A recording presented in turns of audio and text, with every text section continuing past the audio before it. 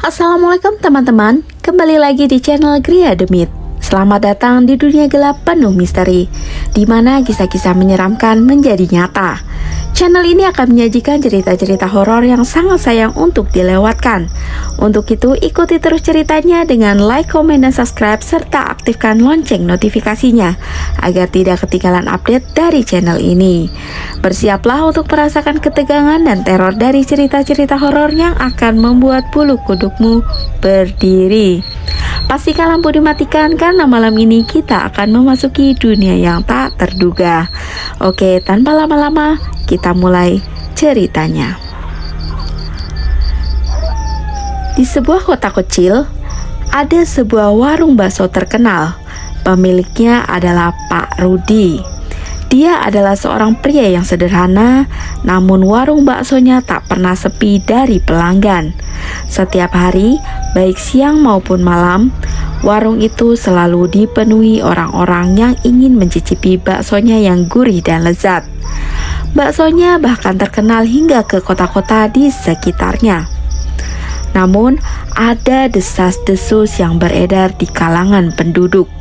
Beberapa warga mulai curiga dengan kesuksesan Pak Rudi yang tampak tiba-tiba. Warung itu dulunya biasa saja, bahkan sempat hampir bangkrut. Tapi dalam waktu singkat, warung tersebut berubah menjadi begitu ramai dan sukses besar. Orang-orang mulai bertanya-tanya, apa rahasia di balik keberhasilan Pak Rudi?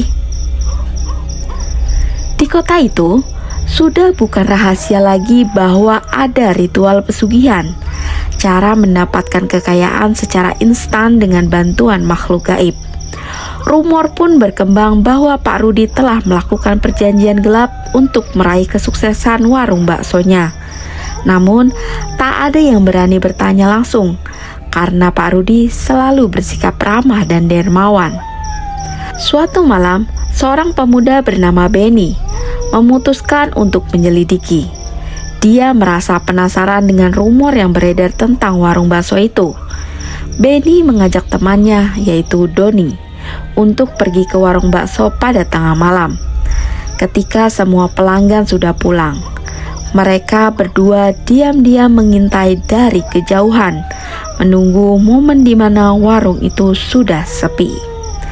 Ketika jarum jam menunjukkan pukul 1 dini hari, mereka melihat Pak Rudi keluar dari warung. Dia tampak membawa sesuatu yang terbungkus kain hitam dan menuju ke arah belakang warung. Dengan penasaran yang memuncak, Benny dan Doni mengikuti Pak Rudi dari kejauhan, memastikan agar tidak ketahuan. Pak Rudi berjalan semakin jauh, hingga akhirnya tiba di sebuah gubuk tua yang tampak sangat menyeramkan. Di depan gubuk itu ada sebuah sumur tua yang sudah lama tak terpakai. Pak Rudi berhenti di depan sumur, lalu membuka kain hitam yang dibawanya. Dari dalam kain itu, terlihat beberapa daging mentah yang berbau busuk dan beberapa batang dupa yang dinyalakan. Benny dan Doni terkejut melihat Pak Rudi mulai menggumamkan sesuatu, seolah sedang berdoa atau mengucapkan mantra. Suara Pak Rudi yang biasanya ramah kini berubah serak dan menakutkan. Tak lama kemudian, terdengar suara gemerisik dari dalam sumur, seolah ada sesuatu yang bergerak di dalamnya. Benny dan Doni saling pandang, jantung mereka berdegup kencang. Apa yang ada di dalam sumur itu? Tiba-tiba, dari dalam sumur muncul sosok makhluk besar dengan tubuh yang menyerupai manusia, tapi wajahnya sangat mengerikan. Dengan mata merah menyala dan gigi tajam yang berlumuran darah, makhluk itu merangkak keluar dari sumur dengan cepat, mendekati Pak Rudi yang tampak tidak takut sama sekali. Justru Pak Rudi menyerahkan daging mentah itu kepada makhluk tersebut dengan penuh hormat. "Pesanan sudah dipenuhi, Tuan," kata Pak Rudi dengan suara bergetar. Makhluk itu hanya mengangguk dan melahap daging mentah yang disodorkan kepadanya. Setelah itu, ia kembali ke sumur tanpa berkata apa-apa. Pak Rudi tampak lega. Namun sebelum ia pergi, tiba-tiba makhluk itu berbalik lagi dan berkata dengan suara berat, "Waktumu sudah dekat, manusia. Ingat, jika kau tidak memberikan tumbal yang lebih besar, aku akan mengambil nyawamu." Pak Rudi mengangguk ketakutan. Ia bergegas pergi meninggalkan sumur. Benny dan Doni yang menyaksikan kejadian itu dari balik pohon langsung terdiam. Mereka tak menyangka rumor tentang Pak Rudi ternyata benar. Warung bakso itu sukses karena bantuan makhluk gaib, dan harga yang harus dibayar sangatlah mahal. Setelah peristiwa itu, Benny merasa cemas dan takut. Tapi Doni bersikeras agar mereka memberitahu warga desa tentang apa yang mereka lihat. Namun sebelum mereka sempat melakukannya, keesokan harinya kabar mengejutkan datang. Doni ditemukan tewas di kamarnya dengan kondisi yang sangat mengenaskan. Tubuhnya kering kerontang seperti habis disedot darahnya, dan di sekelilingnya ada bekas cakar yang sangat dalam di lantai kayu kamarnya. Benny ketakutan. Dia yakin kematian Doni bukanlah kecelakaan biasa. Ia yakin makhluk dari sumur itu tahu bahwa mereka telah menyaksikan perjanjian gelap Pak Rudi. Sekarang, Benny menjadi sangat paranoid. Setiap malam, ia merasa ada sesuatu yang mengawasinya dari kegelapan. Setiap kali ia mendengar suara gemerisik, jantungnya berdegup kencang. Takut makhluk itu datang untuk mengambil nyawanya. Setelah kematian Doni yang misterius, Benny hidup dalam ketakutan yang mencekam. Namun, di balik rasa takut itu, ada dorongan kuat untuk mengungkapkan kebenaran tentang Pak Rudi dan pesugihan di balik warung baksonya. Kematian sahabatnya menjadi pengingat bahwa ia tak bisa berdiam diri. Ia harus menghentikan teror ini, meskipun nyawanya sendiri menjadi taruhannya. Suatu malam, Benny mendatangi rumah Pak Rudi. Ia memberanikan diri mengetuk pintu, berharap menemukan cara untuk mengakhiri perjanjian gelap itu. Pak Rudi yang membuka pintu dengan wajah terkejut mencoba tersenyum. "Benny, ada apa malam-malam begini?" tanyanya ramah, namun mata Pak Rudi tampak lelah dan gelisah. Benny langsung masuk tanpa diundang. "Saya tahu apa yang sedang terjadi, Pak. Saya tahu soal makhluk di sumur itu." Wajah Pak Rudi seketika pucat. Ia memandangi Benny dengan tatapan tajam, kemudian menutup pintu dan memastikan tak ada orang lain di luar. "Dari mana kamu tahu soal itu?" Suaranya berubah serius, tanpa ada lagi nada ramah. "Saya dan Doni mengikuti Bapak ke sumur itu malam itu," jawab Benny tanpa ragu. "Saya melihat semuanya, Pak. Saya tahu Bapak membuat perjanjian dengan makhluk gaib untuk membuat warung bakso sukses."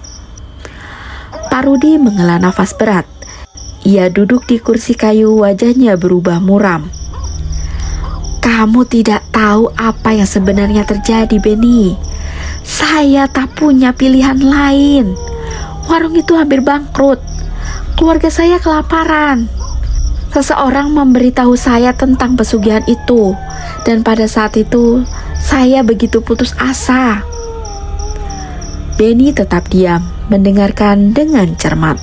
Meski ia tahu betapa putus asanya situasi Pak Rudi dulu, ia juga tahu apa yang telah terjadi sekarang, bahwa perjanjian itu mulai mengambil nyawa orang-orang.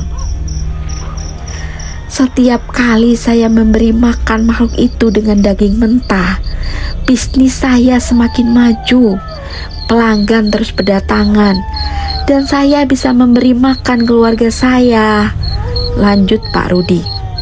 Suaranya semakin berat. "Tapi kemudian makhluk itu meminta lebih. Dia ingin sesuatu yang lebih berharga dari sekedar daging." "Tumbal?" tebak Benny. Matanya membelalak ngeri.